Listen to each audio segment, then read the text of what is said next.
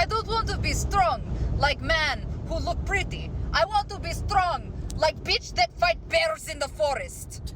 Welcome to another episode of Bitch vs. Bear with your host, Amber. Me. And me, Sydney. Woohoo! Co-owners of Shield Maiden Training Co. This is a show where we bitch, laugh, and chat about all things fitness and wellness related to women in the LGBTQIA plus community. I had to take a breath in the middle of that one. Mistimed. Oh no. Been doing this long enough. I know. All right. I have too much water in my mouth. I'm too well hydrated. Shouldn't have given you the extra water. Shouldn't have. All right. All right. Let's dive into this week's episode. Let's dive into it. All right. So, summer gets a lot of hype. Many people regard summer as their favorite time of year. Summer, with its long days and warm temperatures, is an ideal season for health and wellness enthusiasts. I would maybe argue with that. The season offers numerous opportunities to engage in activities that promote physical fitness, mental well-being, and overall health. I mean, we get to spend a lot more time outdoors. I don't know. I would argue that I spend less time outdoors in the summer because it is just too hot. I think early and I don't summer, like it. I don't know, but beach days, pool days, the time that we do spend outside tend to be doing those things also tend to be near water, which I think has a pretty positive effect on people. So I don't know. I think a lot of times you do spend a lot more time, length of time. You don't just go to the beach for an hour. It's usually a whole day. When was the last time you went to the beach? I don't know. There's a lot of sand. Well, because when people go to the beach, they want to lay around. I'm like a shark. I need to keep swimming or I die. I need to keep moving. I want to build sand castles. I want to be in the water. You can do that. I can, but everybody around me is laying, just reading a book and sleeping or not doing anything. And I'm like, I want to play volleyball. I want to be. You can build a sandcastle and go in the water. Nobody's stopping you. People just want to lay at the beach. Yeah. I'm not a lay anywhere. I've always wanted to just lay at the beach. The only time I lay anywhere for any length of time, I'm either in my bed asleep or I'm in a hammock. Those are the only options. I don't lay at the beach. Nobody's forcing you to. Okay, we're getting off track. Summer gets a lot of hype, clearly. And we have feelings about it, which we're going to explore.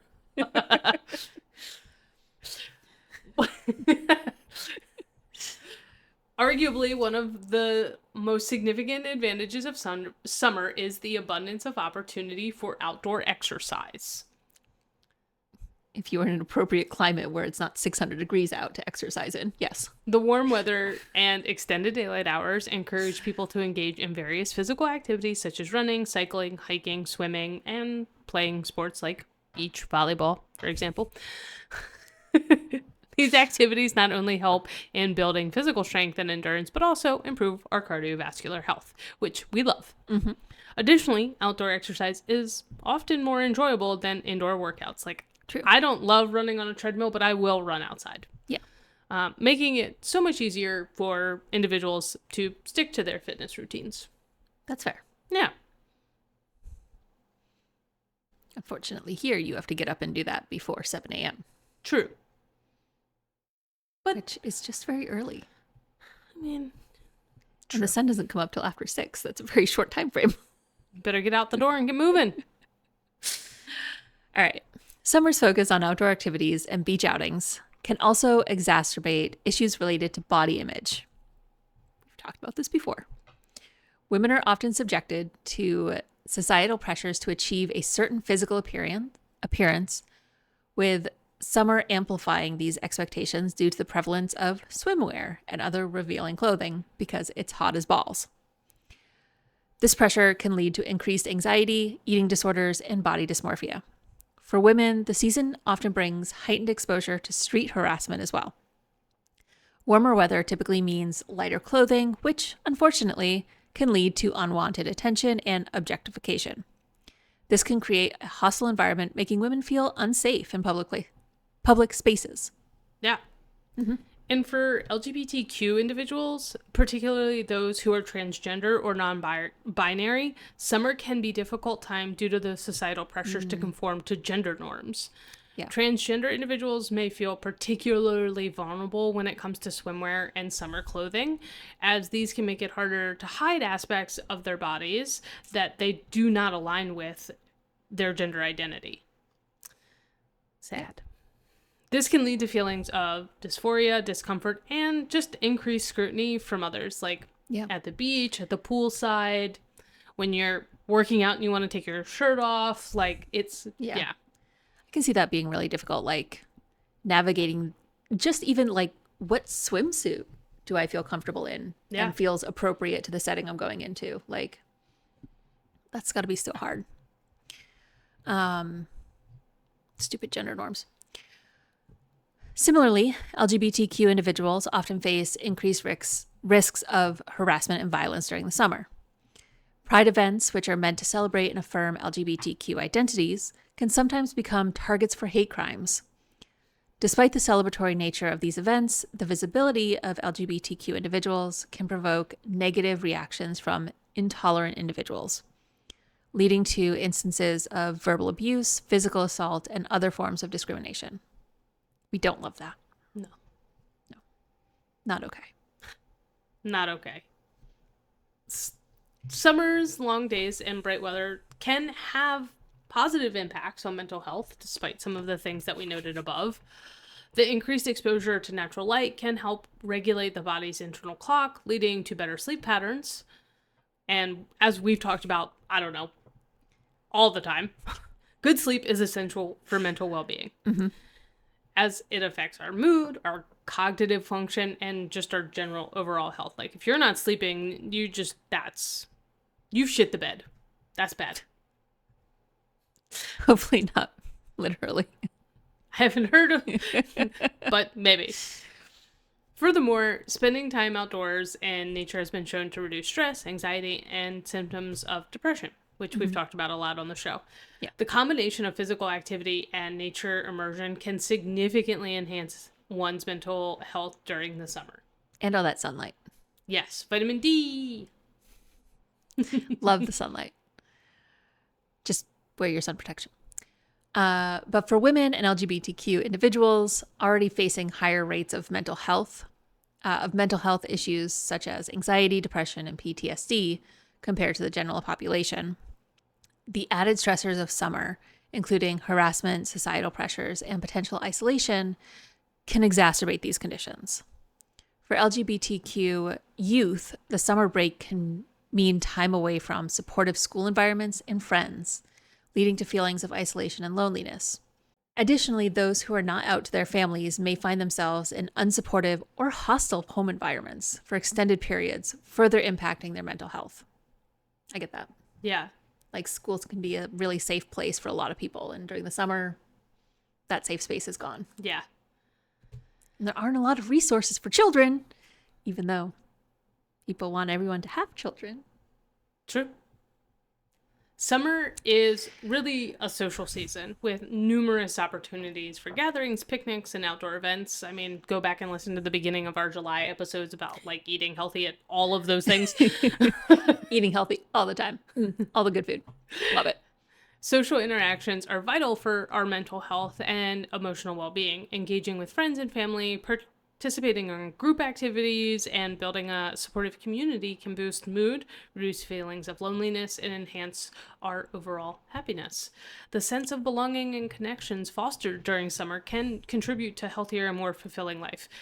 Like, I mean, I'm firmly an adult, and I still think back to like one of my favorite times is being able to go to summer camp. Like, it is one of the most social things a kid can do. And like, it was always so fun. And like, I still remember my friends that I made at summer camp, and like, or then becoming a camp counselor in like early teens and things like that, like still friends with those people. So summer is definitely very, very social and has some good learnings and good things around that. So summer camp, if you haven't thought about it before, you should try it. We led very different childhoods. Our summers were pretty isolated, living in a rural area, not able to afford summer camp for 2 children. So we spent a lot of time at home. Our friends, our neighbors went to Bible camp. Yeah, and Or they did go to summer camp. Yeah. Some of it was Bible. That one of the things that makes that difficult is a lot of those Bible camps and things like that are free, making it a very attractive option for parents, and may also impact LGBTQ. Like, there's depending on the church that you're a part of and going to. Exactly. Yeah. Here we go. However, I didn't even read this as I broke it up and somehow gave us alternating parts. Okay, so however, schools and universities, which often provide safe and supportive environments for women and LGBTQ individuals, are closed during the summer months, or often are closed. This can leave many without their usual support networks and resources. Furthermore, public spaces such as pools, beaches, and parks may not always feel safe or welcoming. Women and LGBTQ individuals may face discrimination, microaggressions, or overt hostility in these settings, making it difficult to enjoy the social activities that summer typically offers. Yeah.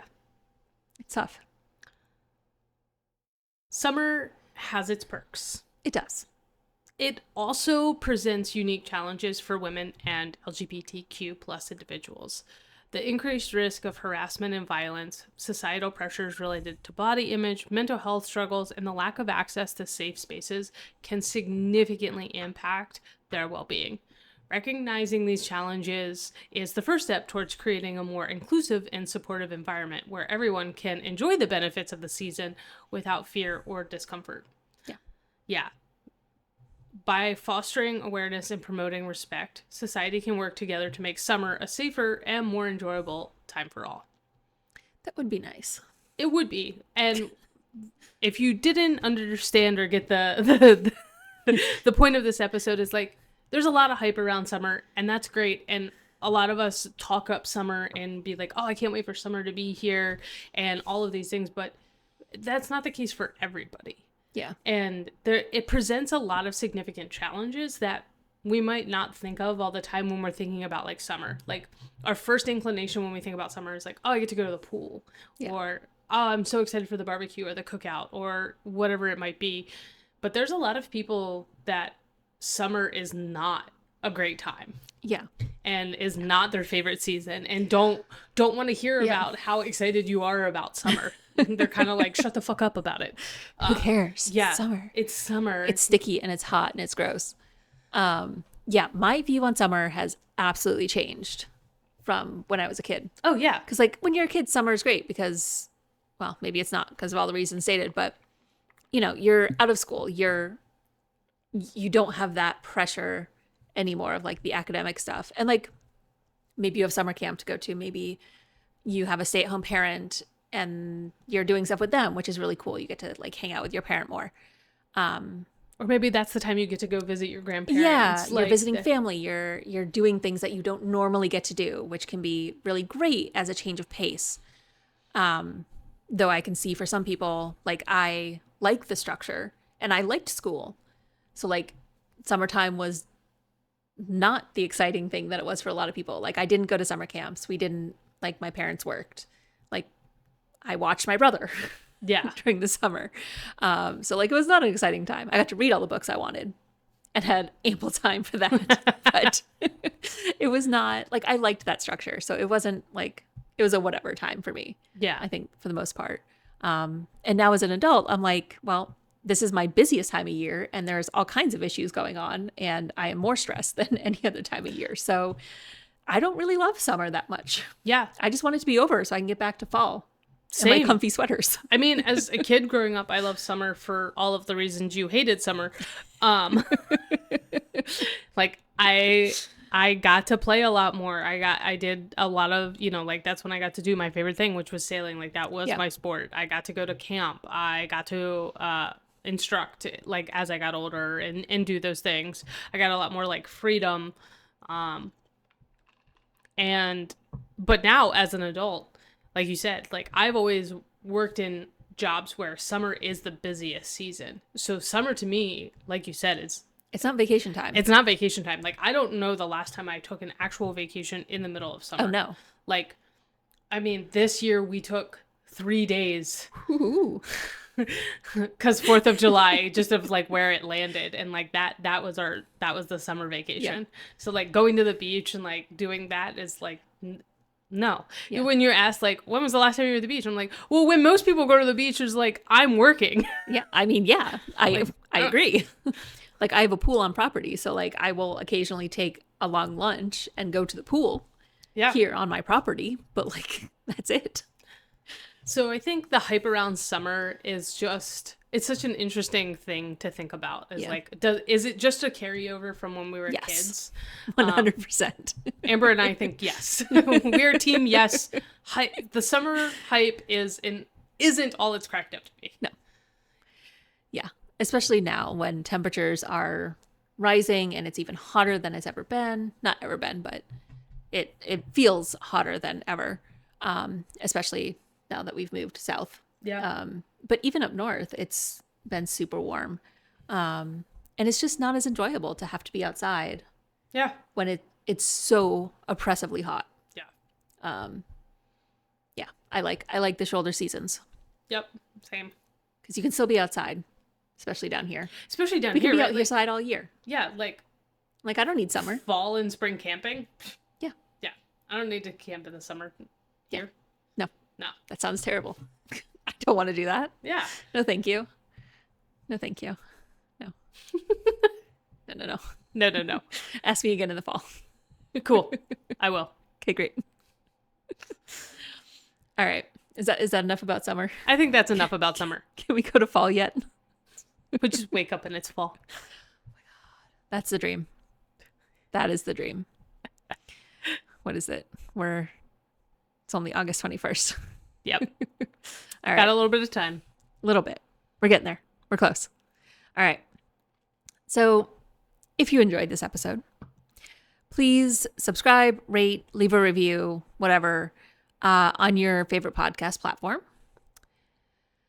And please remember, whether you are lifting weights or lifting each other up, let's keep breaking barriers, building strength, and embracing our rainbow of resilience.